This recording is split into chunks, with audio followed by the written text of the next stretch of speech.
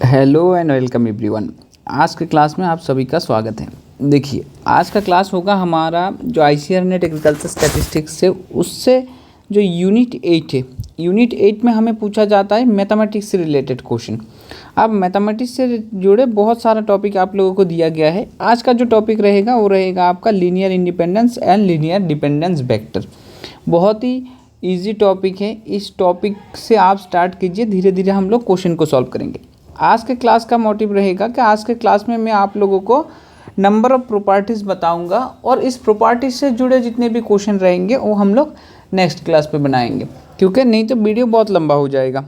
देखो, properties one में बोला गया है a set of vector is linearly dependent if one vector is a linear combination of the other vector.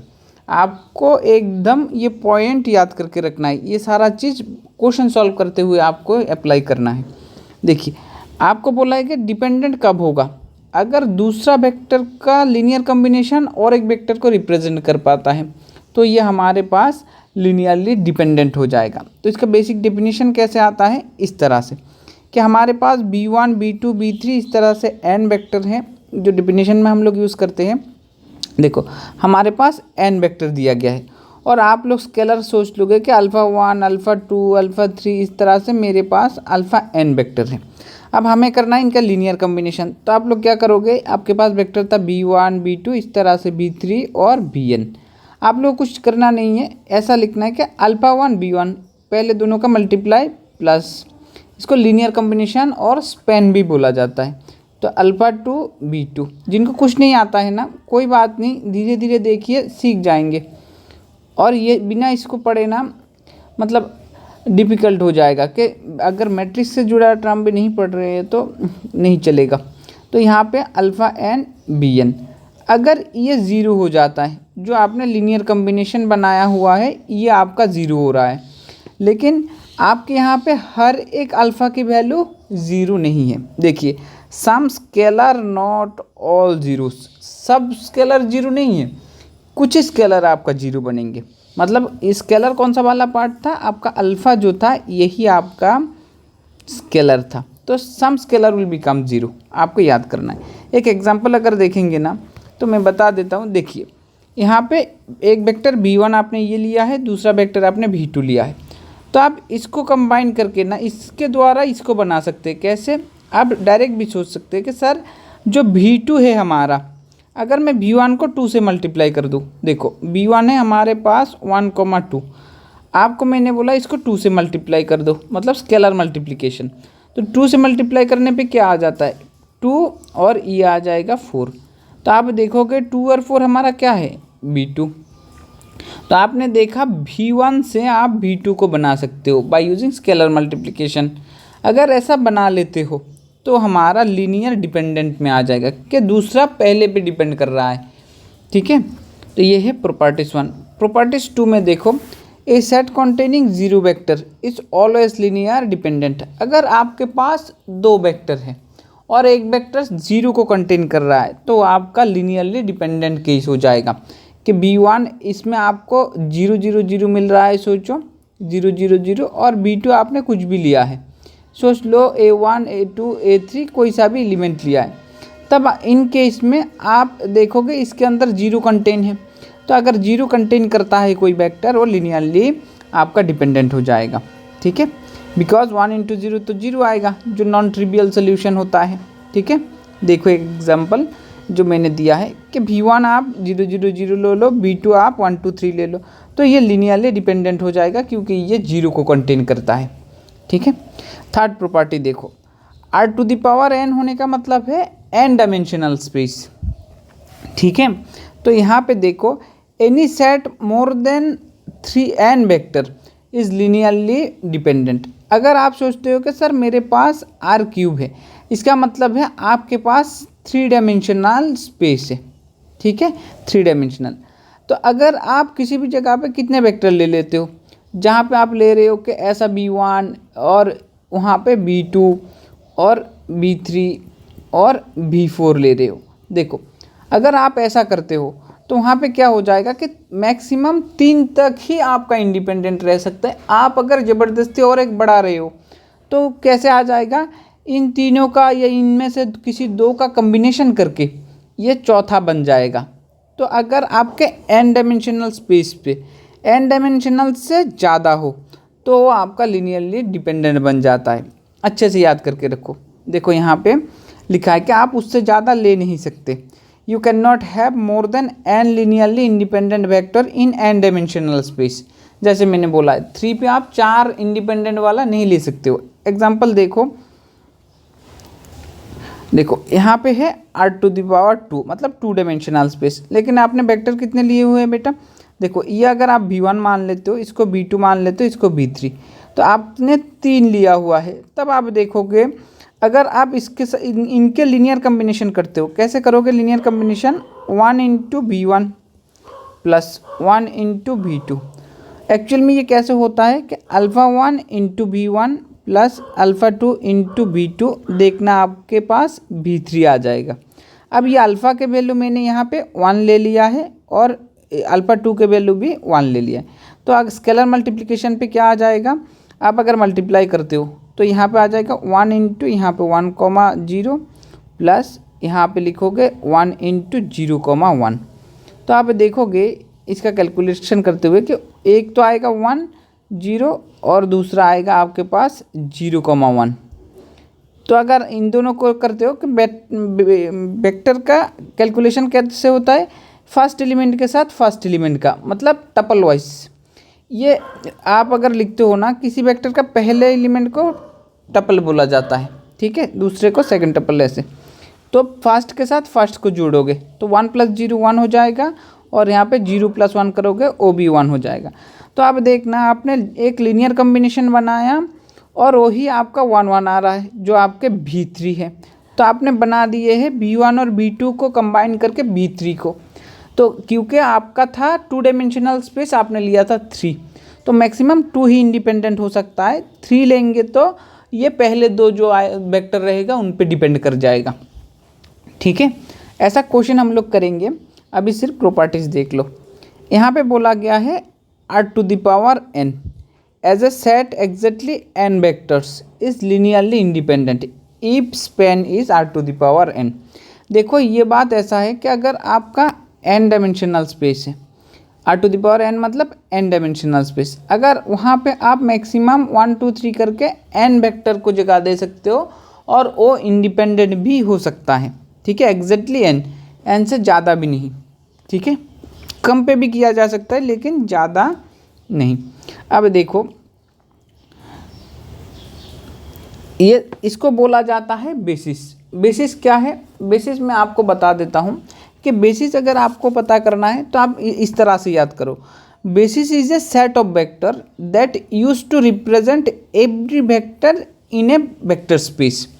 तो मैंने क्या बोला है, मैंने बोला है basis is a set of vector that use to represent every vector in a vector space. आप बोलोगे सर एक एग्जांपल डाल दो, तो एग्जांपल आप लोग ऐसा ले लो बेटा कि आप सोच लो इन 2 डायमेंशनल स्पेस मैंने क्या लिया है, ये आपको 2D प्लेन बोला जाएगा, 2D प्लेन। इसमें आप क्या करो, आप 2 वेक्टर ले लो, एक e1 ले लो, एक e2 ले लो, और यहाँ पे मैं e1 ऐसा ले रहा हूँ 1, 0 और e2 में ऐसा ले रहा हूँ 0, 1। आप इन 2 में से ना 2 वेक्टर को यूज़ करके v1 v2 भी लिख सकते हो, मैंने e1 e2 लिखा है। आप 2 डायमेंशनल स्पेस पे चाहे जितने भी तरीके का वेक्टर बनाओ, चाहे जैसा भी, मैं एक इन जनरल ले लेता हूँ कि मेरा 2 डायमेंशनल स्पेस पे वेक्टर किस फॉर्म पे रहता है, a, b। तो आप चाहे a और b का कुछ भी वैल्यू ले लो, मैं स्केलर मल्टीप्लाई करके ना ये दोनों से इसको बना के दिखा दूंगा। लाइक आप 1, 0, 0, 1 इसको 6, 7 ले लो कि मेरे पास वेक्टर स्पेस जो है सर वो 6, 7 है। तो मुझे करना है scalar multiply, α1 × e1 plus α2 × e2। अब देखोगे अल्फ़ा का वैल्यू मैं 6 ले लेता हूँ, e1 का मेरा 1, 0 है और α2 का मैं 7 ले लेता हूँ, इसका मेरा 0, 1 है। तो मल्टीप्लाई करेंगे 6, 0 और यहाँ पे रहेगा 0, 7। इन दोनों को ऐड करेंगे तो आपके पास 6, 7 आ जाएगा, क्योंकि इसके पहले वाले के साथ पहले वाले का, दूसरे वाले के साथ दूसरे वाले का ऐड होगा। तो देखो ये दो वेक्टर से कंबाइन करके मैंने 2 डायमेंशनल स्पेस पे चाहे कोई सा भी वेक्टर हो उसको रिप्रेजेंट करने की ठेका ले रखा है। तो आप बोलोगे कि ये ही दो हमारे बेसिस है, कहाँ पर, 2 डायमेंशनल स्पेस पे। n डायमेंशनल 3 डायमेंशनल पे क्या होगा, 3 डायमेंशनल पे 1 0 0 और होगा 0 1 0 1 0 और 0 0 1। इसको यूज़ करके 3 डायमेंशनल स्पेस पे आप कोई सा भी वेक्टर को रिप्रेजेंट कर पाओगे। तो ये हो जाएगा आपके बेसिस, किसके लिए, ये हो जाएगा आपके बेसिस 3 डायमेंशनल प्लेन पे। ये आपके बेसिस बन जाएगा 3 डायमेंशनल प्लेन पे। अच्छे से याद करके रखो, काम पे आएगा। ठीक है, ये वही बातें हैं जो मैंने एज ए एग्जांपल आपको दिया है अभी। देखो 5th रहता है, अगर आप डिटर्मिनेंट ले रहे हो किसी स्क्वायर मैट्रिक्स का और वो आपका नॉन जीरो आ रहा है कि आपके पास ए बी सी डी ऐसा एक मैट्रिक्स है और आपने इसका डिटर्मिनेंट ले लिया, तो क्या आएगा, a d minus b c. अगर ये नॉट इक्वल टू 0 होता है तो आपको पता याद करके रखना है, यहाँ पे जो वेक्टर यूज़ किया गया है, आप सोचो कि 2 वेक्टर कि एक आपके पास v1 ले लेता हूँ कि a कोमा सी और दूसरा वेक्टर हमारा क्या है b कोमा डी, ये दोनों से बना हुआ ये मैट्रिक्स है। तो आप बोलोगे कि सर अगर इसका डिटर्मिनेंट नॉट इक्वल टू 0 तो ये दोनों के बीच क्या रिलेशन होगा, ये लीनियरली इंडिपेंडेंट होंगे। ये सबसे आसान तरीका रहता है लीनियरली इंडिपेंडेंट चेक करने का। पहले डिटर्मिनेंट निकाल के देखेंगे तो आपको पता चल जाएगा 0 आ रहा है कि नहीं। अगर 0 आता है तो डिपेंडेंट, 0 नहीं आता है तो इंडिपेंडेंट, बात ख़त्म। ठीक है, और इसको रैंक के थ्रू भी किया जा सकता है। देखो यहाँ पे मैंने एक मैट्रिक्स लिया है A और आपने उसका डिटर्मिनेंट निकाला, तो 1 इंटू 4 माइनस 2 इंटू 3, तो आपका -2 आएगा। तो ये नॉट इक्वल टू 0 है। अगर नॉट इक्वल टू 0 है तो हमने बोला है कि लीनियरली इंडिपेंडेंट होगा। ठीक है, ये चेक करेंगे क्वेश्चन के थ्रू आप लोग, मतलब नेक्स्ट क्लास में जब भी क्वेश्चन करेंगे तब इस तरह का पार्ट करेंगे। देखो property 6, vector lying in the same line. अगर 2 वेक्टर सेम लाइन पे है तो आपको क्या लगेगा, और एनी डायमेंशन, आप चाहे कोई सा भी डायमेंशन ले लो, आर लीनियरली डिपेंडेंट। मैं एक बात इसका ईजी से बता देता हूँ, अगर आप कोई सा भी एक वेक्टर को लाइक v2 को v1 को कोई सा भी मैनिपुलेट करके, manipulate in the sense scalar multiply, सोच लो कि मैंने कुछ स्केलर मल्टीप्लाई किया, स्केलर का नाम मैंने अल्फ़ा दे दिया है, स्केलर मल्टीप्लाई किया है और v2 मेरा आ रहा है, तब ये लीनियरली डिपेंडेंट हो जाएगा। कौन सा लीनियरली डिपेंडेंट हो जाएगा, v2 किसके ऊपर, v1 के ऊपर, कि v2 मेरा लीनियरली डिपेंडेंट है। ठीक है, एक ऐसा देख लो, कोलिनियर वेक्टर और are scalar multiple of each other, कि अगर 2 वेक्टर अगर कोलिनियर होते हैं तो ये एक दूसरे का स्केलर मल्टीप्लाई हो जाएंगे। लाइक मैंने जैसे दिखाया था, एक अगर 1 और 2 ले लेते हो और v2 आपका 2 और 4 ले लेते हो, तो आप इसको 2 से मल्टीप्लाई करोगे तो इसको भी 2 से मल्टीप्लाई करोगे तो देखना ये 2,4 बन जाएगा। तो ये एज इट इज़ आपका v2 को रिप्रेजेंट करेगा। तो एक दूसरे का स्केलर मल्टीप्लाई होने का मीनिंग ही कोलिनियरिटी होता है। ठीक है, कोलिनियर होता है। तो आप यहाँ पे देखोगे, देखो यहाँ पे 1 2 3 2 4 6 और 3 6 9, ये सोच लो v1 है आपका, ऐसा सोच लो v1, ये है v2, ये है v3।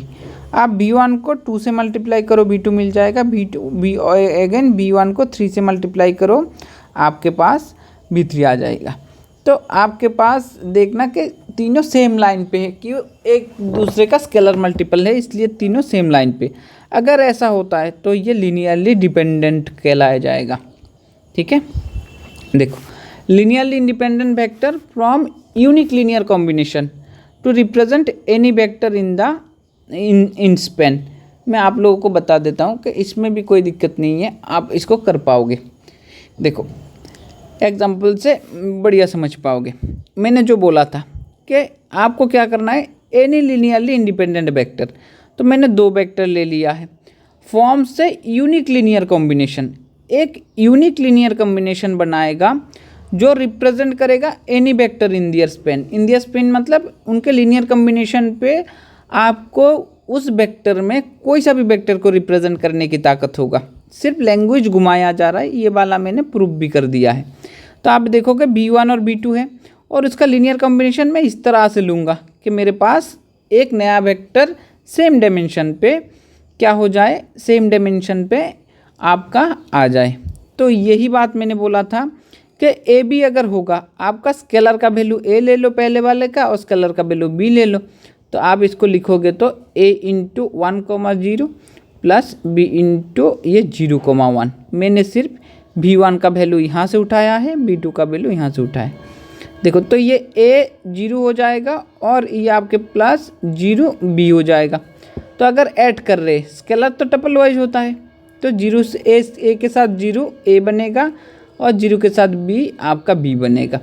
तो यहाँ पे ये है कि उसके स्पैन पे दो लीनियरली इंडिपेंडेंट वेक्टर, ये एक दूसरे का इंडिपेंडेंट है। अब इसका इंडिपेंडेंट कैसे चेक करूँ सर? आप ऐसा ले लो 1 0 b1 और इसका 0 1 और इसका डिटर्मिनेंट ले लो। देखो इसका 1 आ रहा है not equal to not equal to 0 आ रहा है, इक्वल टू 1 आ रहा है। तो आपको पता चल गया कि डिटर्मिनेंट 0 नहीं आ रहा है, तो ये दोनों लीनियरली इंडिपेंडेंट है। कौन दोनों? ये जो b1 था और यहाँ पे जो b2 था, ये दोनों लीनियरली इंडिपेंडेंट है। तो ऐसा दो लीनियरली इंडिपेंडेंट वेक्टर आपके उस पेन में एक ऐसा लीनियर कॉम्बिनेशन क्रिएट कर सकता है जो एनी वेक्टर ए बी को रिप्रेजेंट कर दे। बस यहाँ पे देखो, if any vector in A set is repeated, तो वो आपका लीनियरली डिपेंडेंट हो जाएगा। अगर कोई सा भी रिपीट कर रहा है, लाइक आपके पास b1 है 1 2 3 और किसी भी कारण b2 भी आपका 1 2 3 आ गया, तो आप बोलोगे कि एक दूसरे का लीनियरली डिपेंडेंट है। बस इसके आप देखोगे यहाँ पे b1 1 2 b2 भी आपका 1 2 है, तो ये एक दूसरे का लीनियरली डिपेंडेंट बोला जाएगा। अब बोला जा रहा है कि orthogonal vector are linearly independent if none of them is 0 vector. अगर दो वेक्टर है वो एक दूसरे का लीनियर इंडिपेंडेंट बोला जाएगा। कब? अगर ये ऑर्थोगोनल होता है। तो आप बोलोगे सर ऑर्थोगोनल का मीनिंग खास समझ में नहीं आया, तो मैं दो वेक्टर ले लेता हूँ, एक b1 एक दूसरा ले लो b2। b1 में मैं ऐसा एलिमेंट ले लेता हूँ 2,3 और b2 में मैं ऐसा ले लेता हूँ 3,-2। अब ऑर्थोगोनल कैसे होता है? अगर आपने b1 डॉट प्रोडक्ट करते, डॉट प्रोडक्ट मतलब इंटू ही समझ लो। डॉट प्रोडक्ट क्यों बोला जाता है? टपल के साथ टपल का होगा, मतलब इसके पहले वाले एलिमेंट का मल्टीप्लाई इसके पहले वाले से होगा और इसके दूसरे का इसके दूसरे से, और कोई अलग नहीं बनेगा। ऐसा मत कर देना इस पहले वाले से इसका भी कर दिया, पहले वाले से सेकंड का भी कर दिया, ऐसा मत करो। तो हम लोग क्या लिखेंगे कि सर 2 3 था और इसका था 3,-2। तो आप लोग कैसे लिखोगे? 2 के साथ 3 का मल्टीप्लाई करोगे, सिर्फ 2 × 3 मनी मन, और बीच में क्या है? बीच में आप लगाओगे प्लस। यहाँ पे क्या रहेगा? 3 × इसके साथ मल्टीप्लाई, दूसरे वाले का दूसरे वाले के साथ 3 × -2, ये रहेगा बात। तो आपको मिलेगा 6 और यहाँ पर -6 जो 0 आएगा। अगर डॉट प्रोडक्ट किसी भी दो वेक्टर का 0 आ रहा है, तब आप बोलेंगे कि b1 ऑर्थोगोनल है किसका? b2 का। और आप ऐसा भी बोल सकते हैं एक दूसरे का ऑर्थोगोनल है। आई होप ऑर्थोगोनल समझ में आ गया है। तो अगर हमारे पास ऑर्थोगोनल वेक्टर है तो वो हमारे पास लीनियरली इंडिपेंडेंट बोला जाएगा।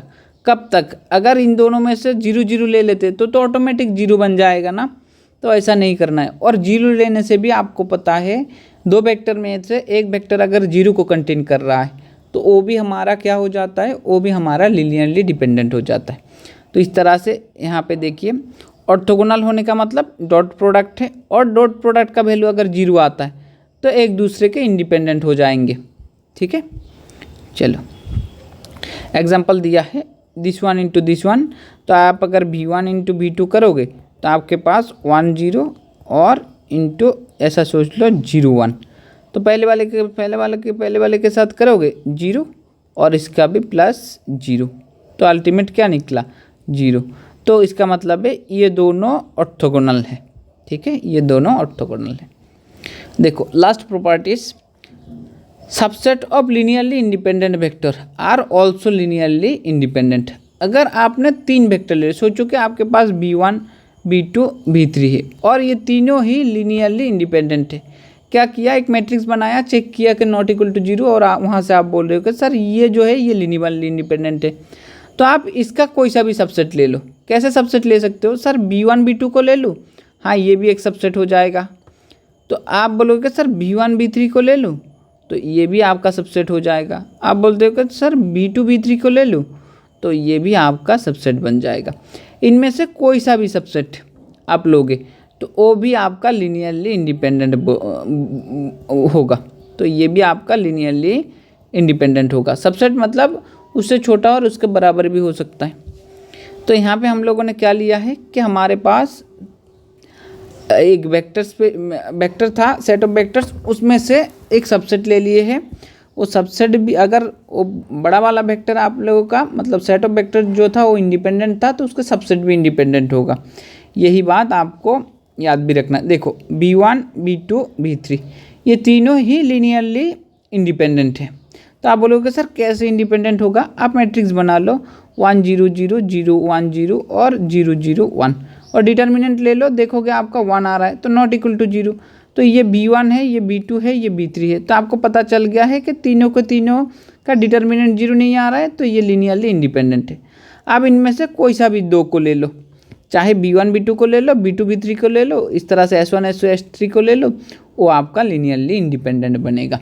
ठीक है, तो आई होप आप लोगों को समझ में आ गया है। नेक्स्ट क्लास में मैं इसी से जुड़ा हुआ क्वेश्चन आपको सॉल्व करके दिखाऊंगा। आई होप आपको समझ में आया है और बढ़िया से पढ़ाई कर रहे हो। Thank you for watching, stay tune, subscribe भी कर देना ताकि मुझे थोड़ा मोटिवेशन मिले आप लोगों के लिए ये सब कुछ बनाने में। Thank you everyone.